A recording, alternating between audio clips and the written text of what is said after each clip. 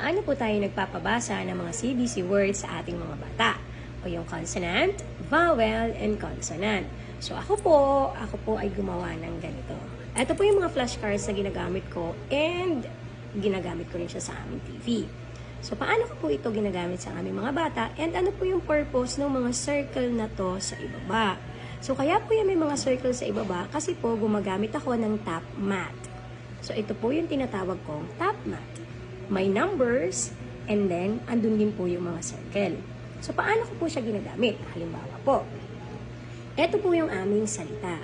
Sasabihin ko po sa mga bata, ibigay ang tunog or sounds ng mga letters, then blend the sounds and read.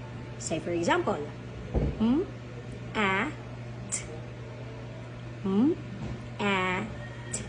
So, papabasa ko po sa kanila. How to read this word? Mat. And then, after po nilang mabasa, bakit tatlo po yung larawan?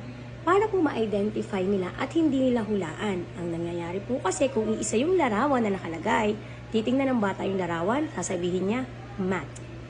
Pero kung tatlo po yung larawan, ang word nila, ibibigay yung sounds, then babasahin, saka po nila ituturo kung alin dyan yung mat.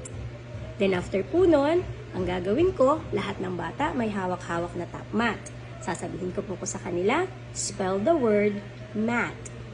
Isa-isa po, say the sound para maisulat nila ng tama. At halimbawa po, isusulat po.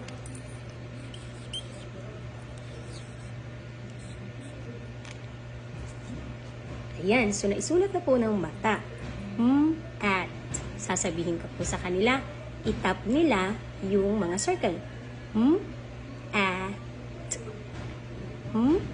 At. Anong basa? Mat. Isa pa po.